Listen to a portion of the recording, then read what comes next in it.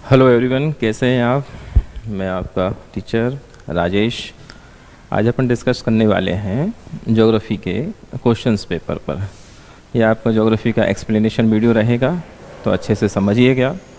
चलिए पहले क्वेश्चन पर अपन नज़र डालते हैं। पहला क्वेश्चन आपका आया था, ये का लिखा हुआ है, मलक्का नहीं है, वो आपका मलक्का है। ध्यान रखिए, कौन सी संधि है आपकी, जल संधि है, मलक्का है। वो थोड़ा बहुत मिस्टेक होगा, प्रिंटिंग मिस्टेक होगा, तो मलक्का जल संधि। क्या बोल रहा है वो आपसे, मलक्का जल संधि या जल डमरू से यात्रा करते हुए निम्न में से किस एक से होकर गुजरना पड़ेगा। आंसर तो आपका सिंगापुर है।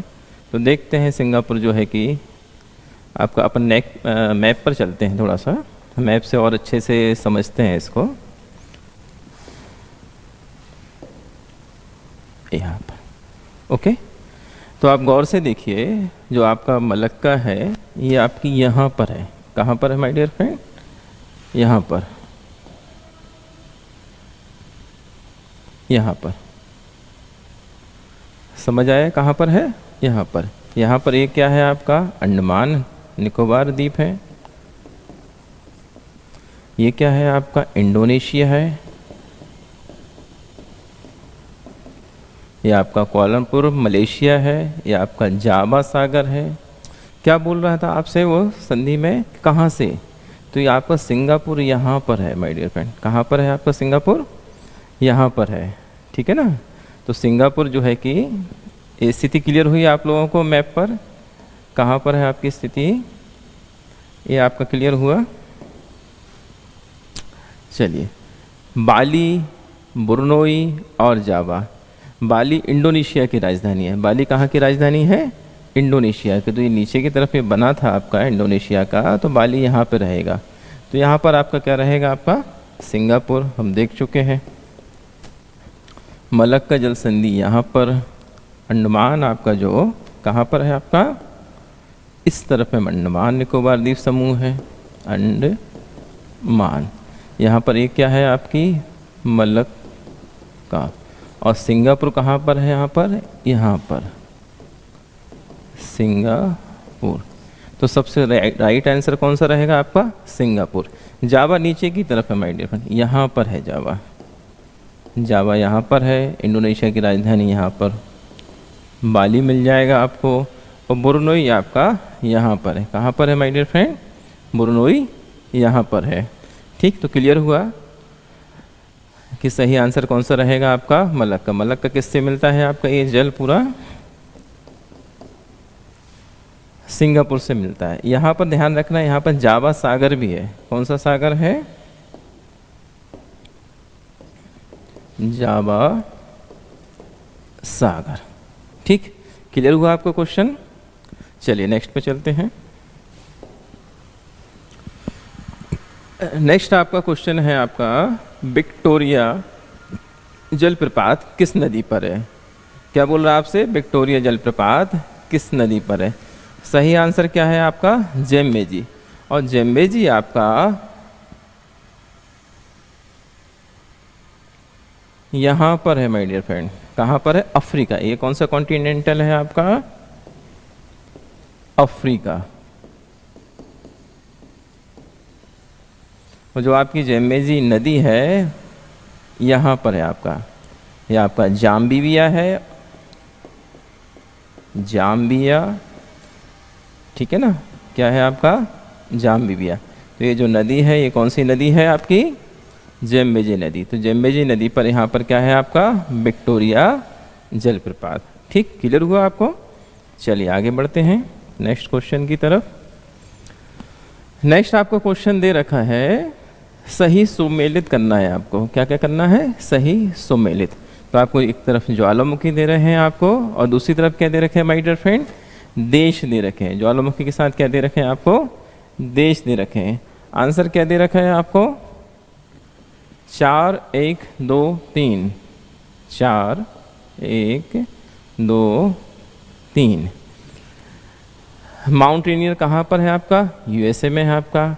एटना आपका कहाँ पर है, इटली। इटली का ये सिसिली द्वीप है। कौन सा द्वीप है माय डियर फ्रेंड, सिसिली द्वीप है। ध्यान रखना, ये कई बार ध्यान रख आता है ऐसा क्वेश्चन, इटली ना देकर आपको सिसिली दे दिया जाता है, तो इसको आप गौर करेंगे ये कौन सा द्वीप है आपके इटली का, सिसिली द्वीप है। ठीक है। पेरिकुटिन आपका कहाँ पर है, मैक्सिको, तो मैक्सिको आपको क्लियर ही होगा। मैक्सिको सिटी जो उत्तर अमेरिका है, यहाँ पे आपका अलास्का, और यहाँ से इस टाइप की जो खाड़ी जाती है, ये कौन से अमेरिका में, नॉर्थ अमेरिका, यहाँ पर क्या है आपका माय डियर फ्रेंड, मैक्सिको। तो ध्यान रखना आप लोग, मैक्सिको का पेरिकुटिन। नेक्स्ट है आपका टाल फिलीपींस। फिलीपींस आपको मिलेगा, ये जो मैंने अभी इंडोनेशिया का जिक्र किया था आपसे, ठीक है, किसका जिक्र किया था मैंने, इंडोनेशिया ऊपर यहाँ पर आपका आ जाएगा अंडमान, यहाँ आपका क्या रहेगा, मलेशिया, ठीक है कि नहीं। तो इस वाले जो प्रशांत महासागर है, कौन सा महासागर, प्रशांत, यहाँ पे मिलेगा आपको फिलीपींस। ठीक, क्लियर हुआ आपको डाटा। और यदि लोकल नाम यदि मैं कहूँ आपसे, तो लोकल नाम आपका है यहाँ पे दक्षिणी चीन सागर। कौन सा सागर, दक्षिणी चीन सागर। तो क्लियर हुआ आपको। नेक्स्ट चलते हैं। नेक्स्ट क्वेश्चन है आपका मोना लोआ एक सक्रिय ज्वालामुखी है। मोना लोआ कैसा ज्वालामुखी है, तो ज्वालामुखी थोड़ा सा देख लेते हैं। 3 प्रकार के आपके ज्वालामुखी होते हैं। एक होता है आपका सक्रिय ज्वालामुखी, एक होता है आपका प्रसुप्त ज्वालामुखी, एक होता है आपका सुप्त ज्वालामुखी। ठीक है कि नहीं। हमारे भारत में बैरन द्वीप, अंडमान निकोबार द्वीप समूह का जो बैरन द्वीप पर है, कौन सा ज्वालामुखी, बैरन, ठीक है ना। ये एकमात्र आपका कौन सा ज्वालामुखी, भारत का सक्रिय ज्वालामुखी। कौन सा है आपका, भारत का एकमात्र सक्रिय ज्वालामुखी। ठीक, क्लियर हुआ। तो सक्रिय ज्वालामुखी किसे कहते हैं, प्रसुप्त किसे कहते हैं, और सुप्त किसे कहते हैं।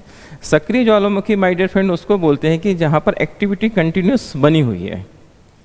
जो ज्वालामुखी निकल रहा है, ज्वालामुखी में जो पदार्थ निकल रहे हैं, उसकी एक्टिविटी कंटिन्यूस बनी हुई है, मतलब विराम नहीं है वहाँ पर, तो इसको बोलते हैं हम लोग सक्रिय ज्वालामुखी। प्रसुप्त ज्वालामुखी उसको कहते हैं कि कुछ समय रुक जाता है ज्वालामुखी निकलना, उसमें से पदार्थ जो ज्वालामुखी के पदार्थ होते हैं, राख, जलवाष्प और कई सारे अंदर से जो खनिज निकलते हैं, पृथ्वी का गर्म जो लावा निकलता है, तो कहीं ना कहीं कुछ समय के लिए क्या हो जाता है, कुछ समय के लिए रुक जाता है मामला। क्या हो जाता है, कुछ समय के लिए मामला रुक जाता है। ठीक है कि नहीं। और सुप्त ज्वालामुखी किसे बोलते हैं, सुप्त ज्वालामुखी हम कहते हैं कि कालांतर में पहले कभी, बहुत पहले कभी ज्वालामुखी से पदार्थ निकलते होंगे, लेकिन अब वो कहीं निकलते नहीं है। अब क्या हो गया, अब वो बिल्कुल पूर्णतः बंद हो गए, तो मतलब कह देते हैं कि हम सुप्त हो गए। तो क्लियर हुआ कि सक्रिय ज्वालामुखी किसे बोलते हैं, प्रसुप्त किसे बोलते हैं, और सुप्त किसे कहते हैं। ठीक, तो ये आपका मोना लोआ सक्रिय ज्वालामुखी कहाँ पर, ये उत्तरी अमेरिका के, आप देखेंगे तो प्रशांत महासागर में, ये जो उत्तरी अमेरिका है आपका, इसके यहाँ पर मिलेगा आपका एक हवाई द्वीप है। कौन सा द्वीप है, हवाई द्वीप है। ठीक है कि नहीं। तो बिल्कुल क्लियर रखना आप लोग, हवाई द्वीप का कौन सा, मोना लोआ। चलिए आगे बढ़ते हैं। चलिए नेक्स्ट क्या है आपका क्वेश्चन, मृतक घाटी जानी जाती है। तो क्लियर है, अत्यधिक उष्णता के लिए मृतक घाटी आपकी जानी जाती है।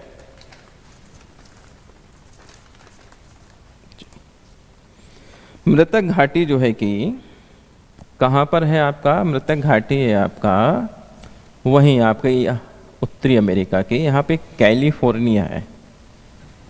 ठीक है ना। क्या है ये आपका, किसकी बात कर रहे हैं हम मैप पर, उत्तर अमेरिका की। चलिए अपन मैप पे समझते हैं इसको, थोड़ा और बेहतर समझ आएगा आपको।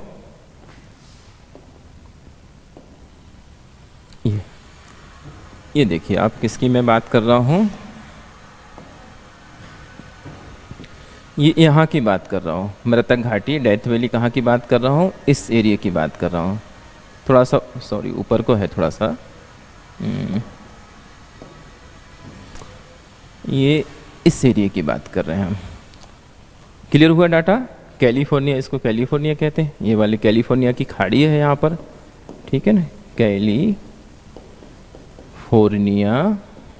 की खाड़ी है आपकी। ओके, तो यहाँ पर ये आपका हिस्सा कौन सा है, डेथ वैली, मृतक घाटी। मृतक घाटी फेमस है अत्यधिक उष्णता के लिए। किसके लिए फेमस है माय डियर फ्रेंड?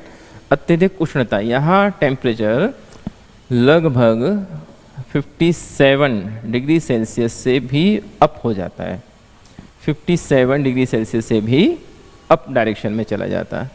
चलिए आगे बढ़ते हैं।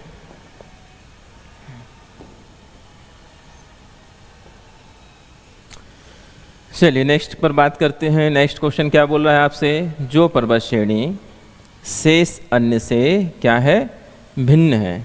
किससे? शेष अन्य से भिन्न है।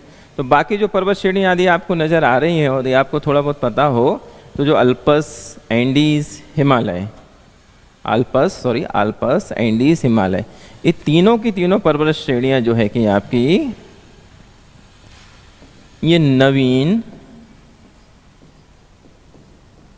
बलित पर्वत कहलाते हैं। ठीक, कौन से पर्वत कहलाते हैं आपके? नवीन बलित पर्वत। तो अपलेशियन आपका नवीन बलित पर्वत नहीं है। अपलेशियन कहाँ पर है मैं आपको बताता हूँ। अपलेशियन आपका ये आप देख रहे हो, यूएसए का हिस्सा देख रहे हो। अपलेशियन कहाँ पर? यहाँ पर है आपका अपलेशियन। एक सेकेंड, कहाँ पर है आपका? ये जो क्षेत्र है ये है आपका अपलेशियन। ठीक, यहाँ पर ये जो पर्वतमाला है, ये कौन सी पर्वतमाला है? रॉकी। ये भी नवीन बलित पर्वतमाला है। यहाँ से सबसे लंबी, विश्व की सबसे लंबी, ये है आपका रॉकी। और ये आपका क्या है? आपकी एंडीज। दक्षिण अमेरिका में कौन सी पर्वत श्रेणी है माय डियर फ्रेंड? एंडीज पर्वत श्रेणी। आपके हिमालय पता ही होगा। ठीक, ये आपका नवीन बलित पर्वत क्या है? आपका हिमालय। ठीक, क्लियर हुआ डाटा आपको? जो आपकी अपलेशियन पर्वत श्रेणी है, इसको काल के हिसाब से दिमाग में रखना, कॉलीडोनियन। अपलेशियन को कॉलीडोनियन,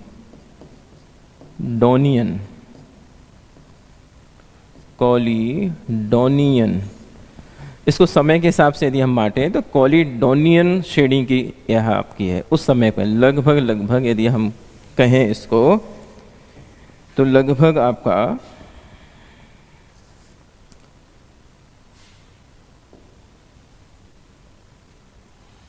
लगभग 48 करोड़ वर्ष पूर्व। लगभग कितना? 48 करोड़ वर्ष पूर्व। तो इसको क्या एक नाम कहते हैं हम लोग काल के आधार पर? कॉलीडोनियन। चलिए नेक्स्ट चलते हैं हम लोग।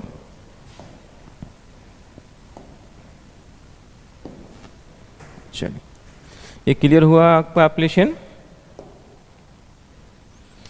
चलिए नेक्स्ट कथन क्या है आपका बच्चों, देखो जरा आप उसको।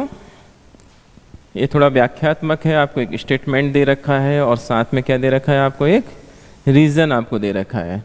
ये आपसे कह रहा है कि उत्तर पश्चिमी यूरोप के बंदरगाह, उत्तर और पश्चिम के यूरोप के बंदरगाह साल भर खुले रहते हैं। ठीक, यहाँ पर दक्षिण पश्चिम हवाएं साल भर उत्तर पश्चिम यूरोप की तरफ बहती हैं। आंसर आपका सही है। इसको समझ लेते हैं क्या है। यूरोप आपको पता होगा, यूरोप लगभग अक्षांश के हिसाब से देखें तो आपका उत्तरी गोलार्ध में, कौन से गोलार्ध में?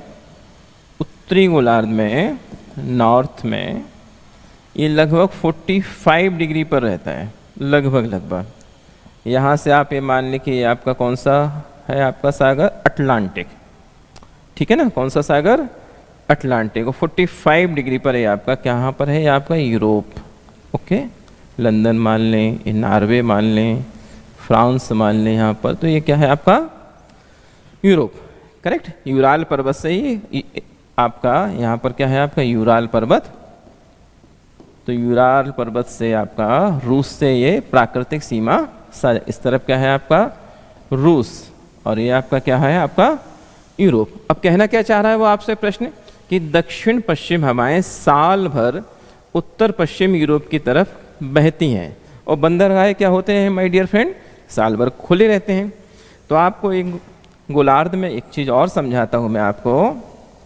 हम जब 0 से कितने डिग्री पे चलते हैं, 30 तक चलते हैं, कितने डिग्री पर, 30 तक। तो यहाँ पर जो है कि व्यापारिक हवाएं बहती हैं। कौन सी हवाएं बहती हैं, व्यापारिक हवाएं। और व्यापारिक हवाओं का डायरेक्शन यहाँ से यहाँ, क्योंकि 30 से 35 पर माय डियर फ्रेंड, कितने से कितने तक, 30 से 35 तक ये क्षेत्र बनता है आपका उपोष्ण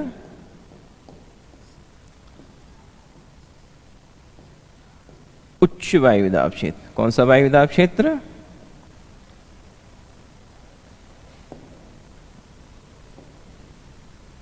उपोष्ण उच्च वायु दाब क्षेत्र, ठीक है कि नहीं। अब हम जब 30 से 60 तक जाएंगे, कहाँ से कहाँ तक जाएंगे, 30 से 60 तक जाएंगे। ये अपन गए 30 से 60 तक, तो ये वाला जो एरिया बना हमारा 30 से 60 वाला एरिया, ये बना हमारा शीतोष्ण वाला। तो यहाँ पर जो हवाएं चलती हैं, यहाँ कौन सी हवाएं बताई मैंने आपको, यहाँ बताई मैंने आपको ट्रेड वेव्स, व्यापारिक हवाएं। और यहाँ जो हवाएं चलती है वो कौन सी हवाएं हैं आपकी, पछुआ हवाएं। कौन सी हवाएं माय डियर फ्रेंड, पछुआ हवाएं। क्लियर हुआ डाटा, कौन सी हवाएं, पछुआ हवाएं। चलिए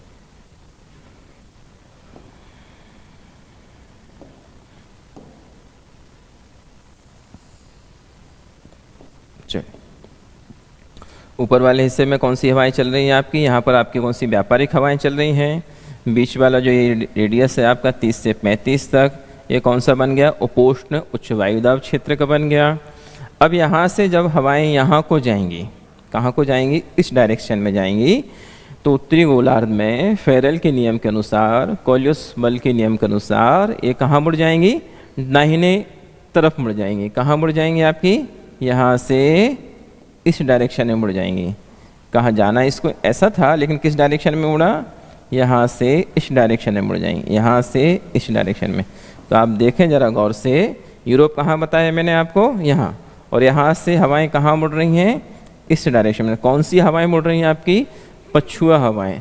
कहाँ से चल रही हैं आपकी ये, यहाँ से उपोष्ण उच्च वायुदाब क्षेत्र से ऊपर की ओर बह रही हैं। तो डाटा क्लियर हुआ आपका। क्या कह रहे हैं आपसे, दक्षिण पश्चिम। कौन सा, दक्षिण पश्चिम। ये आपका साउथ दक्षिण, और ये आपका पश्चिम। तो दक्षिण पश्चिम से हवाएं कहाँ को जा रही हैं, इस डायरेक्शन में जा रही हैं। तो ये कौन सा क्षेत्र हो गया आपका, यूरोप वाला क्षेत्र। तो क्लियर हुआ आपको, दक्षिण पश्चिम हवाएं साल भर उत्तर पश्चिम, उत्तर और आपका कौन सा, आपका पश्चिम यूरोप के ऊपर बहती हैं। तो जाहिर सी बात है एरिया कौन सा हो गया आपका, उत्तर पश्चिम एरिया। तो क्लियर हुआ आपको नक्शे से। चलिए आगे बढ़ते हैं बिना किसी देरी के। चलिए क्या कहना चाह रहा है आपसे भाई, एक जलधारा पृथक है भाई, ठीक है ना। उत्तरी भूमध्य रेखीय, गल्फ स्ट्रीम, उत्तरी अटलांटिक और ये कैलिफोर्निया। तो जाहिर सी बात है, अभी हमने थोड़ी देर पहले देखा कि वहाँ पर डेथ वैली है, तो ठंडी धारा तो नहीं होगी। सॉरी, ये ठंडी धारा है, सॉरी, ये कौन सी धारा है, ठंडी धारा है। बाकी सब जो है कि आपकी कौन सी धाराएं हैं, गर्म जल धाराएं हैं। बस इतना सा अंतर है। कैलिफोर्निया मैंने बताया था आपको अभी, जो उत्तरी गोल अमेरिका अभी बनाया था उसमें जो आपका ये यहाँ पर, तो कैलिफोर्निया यहाँ पर धारा है आपकी। गल्फ स्ट्रीम जो आपका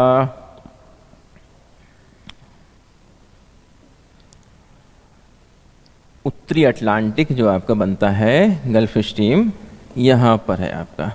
ठीक, गल्फ स्ट्रीम फेमस भी है, ध्यान रखना। गल्फ स्ट्रीम गर्म जल धारा है और वहाँ पर मछली का उत्पादन विश्व में सबसे ज़्यादा होता है, क्योंकि ऊपर से आपकी यहाँ सर हडसन की खाड़ी से लैब्राडोर जलधारा निकल जाती है। कौन सी जलधारा निकलती है आपकी? लैब्राडोर। ओके, ये किसकी बात कर रहे हैं, कौन से चैनल की बात कर रहे हैं? ये बात कर रहे हैं हम लोग उत्तरी अटलांटिक महासागर की।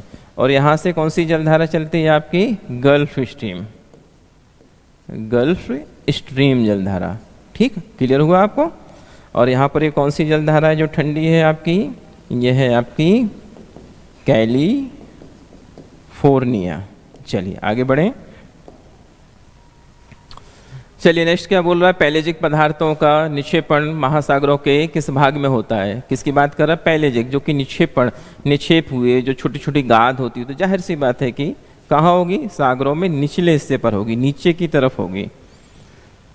अगाध सागरी, अगाध सागरी का मतलब क्या हो गया? सागर की निचली तरफ है, गाद है, पंख है, कीचड़ जिसको बोलते हैं, वो नीचे धीरे धीरे जम जाएगी। चलिए क्या कहना चाह रहा है? लेबनान, तुर्की, जॉर्डन व मिस्र इज़राइल की साझा सीमाएं।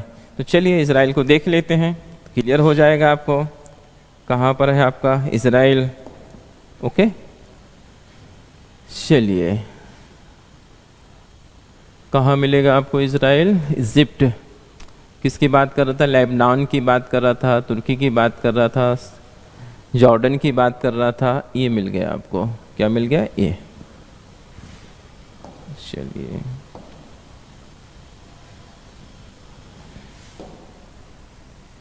चलिए एक सेकंड, चलिए मैं वैसे ही समझा देता हूँ, एक सेकंड। चलिए लेबनान, तुर्की, जॉर्डन व मिस्र की बात करा, तो मिस्र जो है आपका, जो अफ्रीका है आपका, यहाँ पर आपको मिलेगा, क्या मिल जाएगा? यहाँ पर मिस्र मिल जाएगा। ठीक है, तुर्की कहाँ मिलेगा? इस डायरेक्शन में आपको क्या मिल जाएगा? तुर्की मिल जाएगा। जॉर्डन कहाँ मिलेगा? जॉर्डन आपको इस डायरेक्शन में मिलेगा। ठीक, और यहाँ पर क्या मिलेगा आपको? लेबनान मिल जाएगा। ओके, क्लियर हुआ? तो साझा सीमा इज़राइल की किसकी है? ये आपका इज़राइल। और इज़राइल की साझा सीमा कौन कौन करता है? लेबनान, तुर्की, जॉर्डन और मिस्र। चलिए आगे बढ़ते हैं।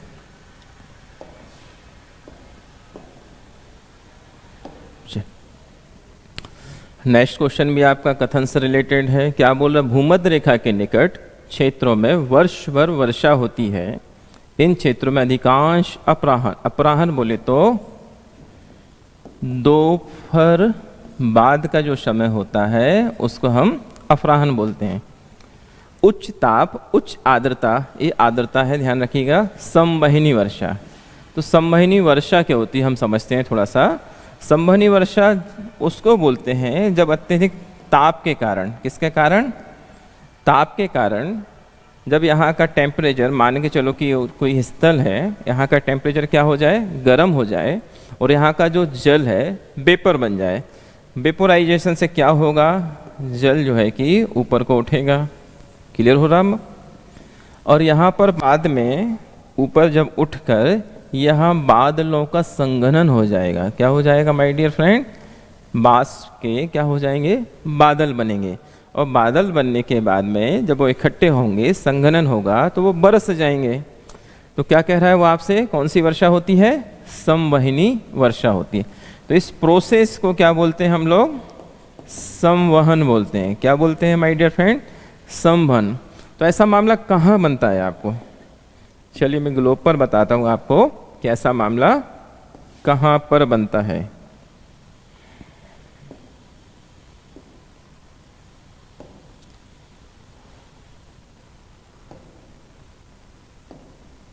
चलिए,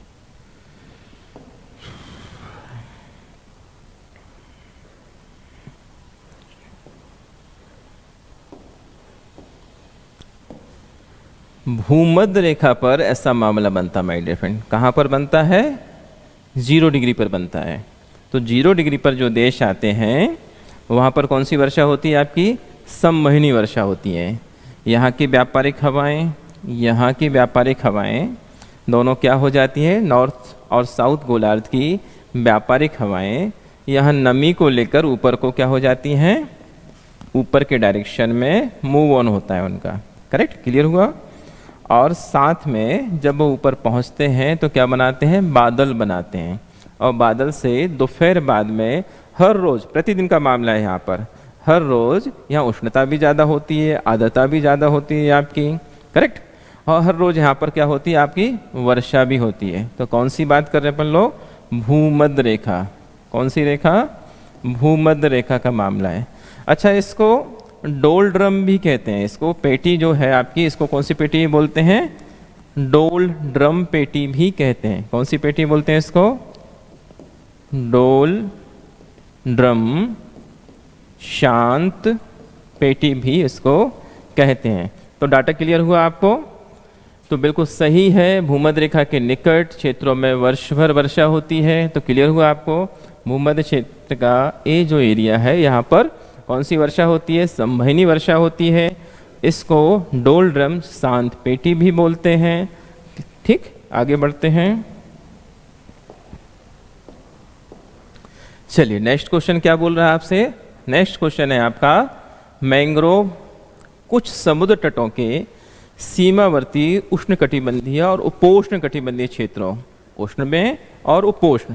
तो सबसे पहले समझ लेते हैं उष्ण किसको बोलते हैं और उपोष्ण किसको बोलते हैं। चलिए फिर गोलो देखते हैं। ये आपका 0 डिग्री अक्षांश, 0 डिग्री अक्षांश से 30 डिग्री, कितना degree my dear friend? 30 degree. समझ आ रहा है आपको? कितना डिग्री? 30 डिग्री। इस पूरे को हम बोलते हैं उष्ण। क्या बोलते हैं? उष्ण कटिबंधीय क्षेत्र। और 30 से जब हम 45 तक जाते हैं दोनों गोलार्धों में, कहाँ तक जाते हैं हम लोग? 45 तक। दोनों ही गोलार्धों में जब हम 45 तक की बात करते हैं तो इस वाले एरिया को 30 से 45 तक हम लोग बोलते हैं उपोष्ण। कौन सा बोलते हैं? उपोष्ण। अच्छा, क्वेश्चन क्या बोल रहा है आपसे? क्वेश्चन बोल रहा है मैंग्रोव वन के बारे में। तो मैंग्रोव वन माय डियर फ्रेंड तटीय या ज्वारी वन भी होते हैं। कौन से वन होते हैं? तटीय या ज्वारीय वन। एक एग्जाम्पल से समझते हैं हम लोग।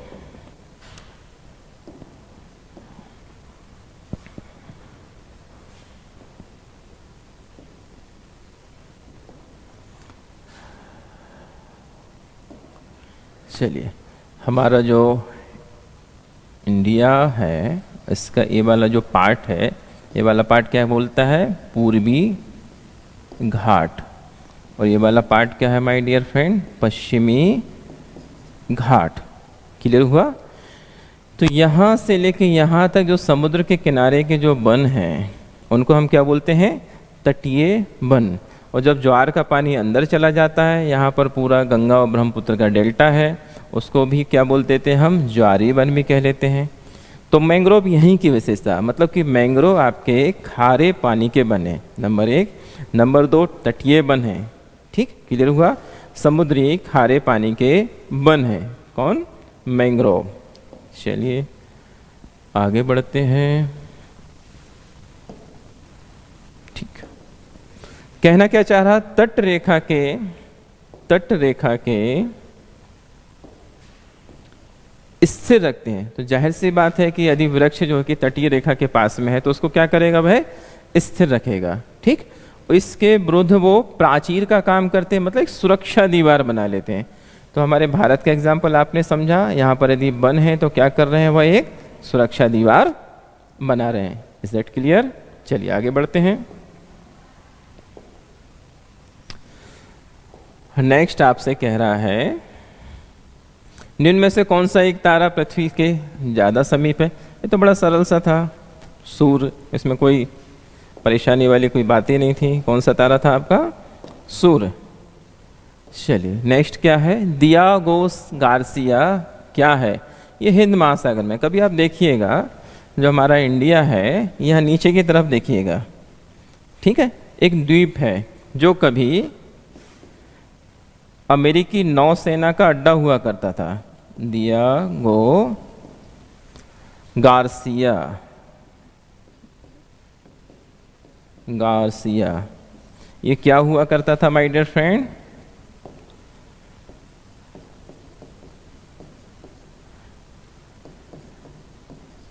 नौसैनिक अड्डा। किसका? अमेरिका का। ठीक, कहाँ पर है? हिंद महासागर में। चलिए आगे चलते हैं। नेक्स्ट क्या कहना चाह रहा है अब आपसे? सही सुमेलित नहीं है। क्या कहना चाह रहा है? सही सुमेलित नहीं है। तो ये आपका सही सुमेलित नहीं, बाकी सब सही है।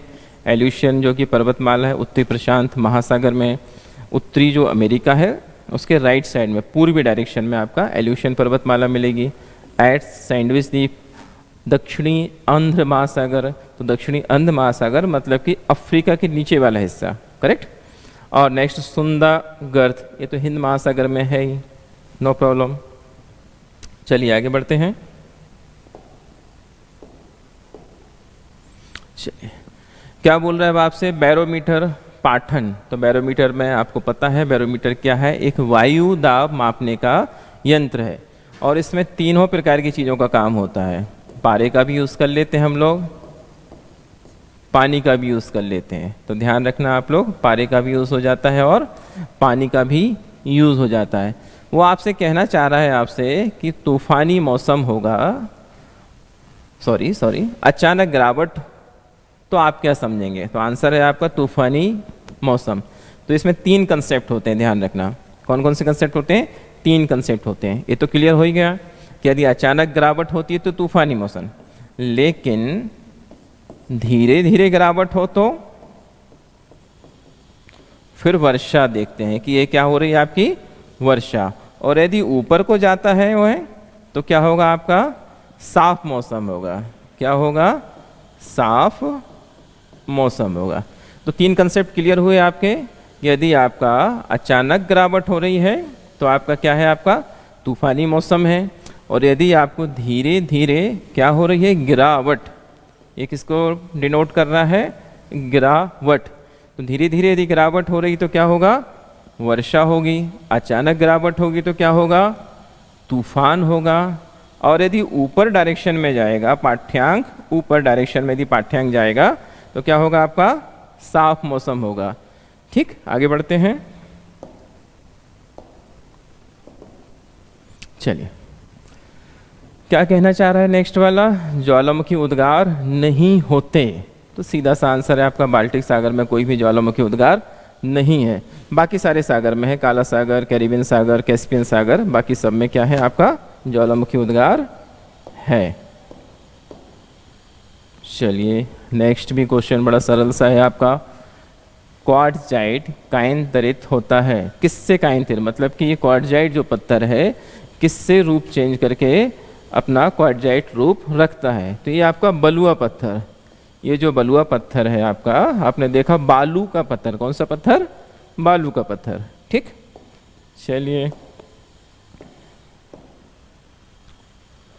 ओके। नेक्स्ट क्या क्वेश्चन कह रहा है आपसे? नेक्स्ट कह रहा है नीली घाटी के बारे में चर्चा कर रहा हो। जावा द्वीप में उच्च जनसंख्या घनत्व, हाई डेंसिटी, पॉपुलेशन की हाई डेंसिटी की वो बात कर रहा है।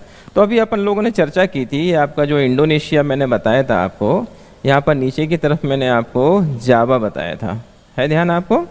यहाँ पर इंडोनेशिया है, यहाँ पर जावा सागर है। तो यहाँ क्षेत्र में सघन कृषि के कारण हाई डेंसिटी पॉपुलेशन क्यों है? क्योंकि यहाँ पर कृषि होती है और कृषि भी अच्छी मात्रा में होती है। चलिए नेक्स्ट क्वेश्चन है आपका, किसकी सीमा सागर से नहीं मिलती? किसकी सीमा सागर से नहीं मिलती। चलिए अपन मैप पे आते हैं, या फिर जो है कि कैस्पियन सागर को बना लेते हैं। ये कैस्पियन सागर का मामला है। कौन सा सागर का मामला है आपका? कैस्पियन सागर। कैस्पियन सागर कहाँ पर है आपका? उत्तरी गोलार्ध में। कहाँ पर है माय डियर फ्रेंड? उत्तरी गोलार्ध में। तो अर्मीनिया काफ़ी दूर है, यहाँ पर बहुत दूर है, यहाँ पर है अर्मीनिया, ठीक है ना। अजरबैजान कहाँ पर है आपका? अजरबैजान इस तरफ में है। अजरबैजान ये हो गया आपका अजरबैजान। अजरबैजान की एक बड़ी फेमस चीज़ है, आपको ध्यान हो, यहाँ पर ध्यान रखना। एक और क्वेश्चन मेरे को दिमाग में आया। बाकू, बाकू जो है कि खनिज तेल के लिए फेमस है। किसके लिए फेमस है? ये कई बार क्वेश्चन आया है, आपसे पूछा गया है। ये फेमस है आपका खनिज तेल के लिए, ठीक है कि नहीं। तो ये आपका अजरबैजान हो गया, कजाकिस्तान और तुर्कमेनिस्तान। तो यहाँ से लेकर आपका यहाँ तक आपका क्या है? तुर्कमेनिस्तान, ठीक। और यहाँ पर है आपका कजाकिस्तान। यहाँ देखना आप लोग, यहाँ ईरान की सीमा लगी हुई है। किसकी सीमा लगी हुई है माय डियर फ्रेंड? ईरान की सीमा लगी है। चलिए आगे बढ़ते हैं, नेक्स्ट क्वेश्चन लेते हैं। चलिए क्या कहना चाह रहा है नेक्स्ट क्वेश्चन? विश्व वन क्षेत्र में सर्वाधिक प्रतिशतता में फैले हुए वन कौन से हैं? तो शीतोष्ण सुंखधारी वन, पर्णपाती वन, उष्णकटिबंधीय, उष्णकटिबंधीय वर्षा वन। तो सही आंसर इसका है शीतोष्ण। शीतोष्ण मैंने आपको बताई था अभी, फिर बताता हूँ मैं आपको, फिर चर्चा करते हैं। उष्ण किसको बोलते हैं हम लोग?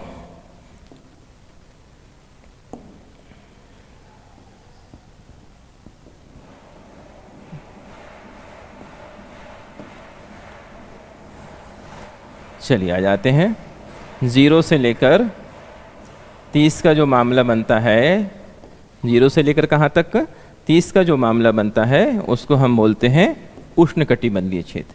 तो दो तो उष्ण में आपको बोल रहा है, कटिबंध में मानसून वन और वर्षा वन, मानसून वन और वर्षा वन। तो ये जो एरिया है आपका, कौन सा वाला एरिया? इंडिया वाला एरिया, यहाँ पर ये अफ्रीका वाला एरिया, यहाँ पर ये इंडोनेशिया वाला एरिया। तो इस एरिया में आपको कौन से वन मिलेंगे? मानसूनी, क्योंकि यहाँ की जो जलवायु है कौन सी जलवायु है? मानसूनी जलवायु है। तो यहाँ पर तो मिल जाएंगे आपको मानसूनी वन, ठीक है। अब हमको बात करना है किसके बारे में? अच्छा, वर्षा वन। वर्षा वन थोड़ी देर पहले क्वेश्चन आया था, आपको ध्यान हो, 0 डिग्री वाला। वर्षा कहाँ ज़्यादा होती है? तो इस क्षेत्र में वर्षा वन कहते हैं। उष्णकटिबंधीय का बीच वाली जो पट्टी है, कहाँ से कहाँ तक? 0 से 5 और 0 से 5। क्लियर हुआ? तो ये आपका उष्णकटिबंधीय वर्षा वन, मानसूनी वन। क्या बोला? शीतोष्ण में पर्णपाती। पर्णपाती का आशय है जिसके पत्ते झड़ जाते हो। क्या आशय है? जिसके पत्ते झड़ जाते हो, ठीक। और दूसरा क्या बोला? सुंखधारी वन। सही आंसर सुंखधारी है। सुंखधारी का वन है जो इस टाइप के वन हो जाते हैं, शंकुनुमा, शंकु बनता है उसका, इसको हम शुंखधारी बनते हैं। तो ये आपके सर्द वाले मौसम में मिलेंगे। ये आपको कहाँ मिलेंगे? यहाँ 45 उपोष्ण उच्च वायुदाब क्षेत्र से ऊपर को मिलेंगे। 45 से 66 तक आपको कौन सा मिलेगा? आपका मामला शीतोष्ण वाला मामला मिलेगा। करेक्ट? क्लियर हुआ? कौन सा मामला मिलेगा? तो सबसे ज़्यादा जो प्रतिशत है वो किसका है? आपका शीतोष्ण शुंखधारी वन का। चलिए आगे चलते हैं। चलिए क्या कह रहा है आपका? एशिया की विशाल नदी मेकांग। ये आप 2022 का प्री में ये क्वेश्चन बना था आपको। मेकांग नदी किस देश में नहीं बहती? तो मलेशिया जो कि टच नहीं करती, बाकी चीन, कंबोडिया और लाओस को वह टच करती है, ठीक। आगे बढ़ते हैं।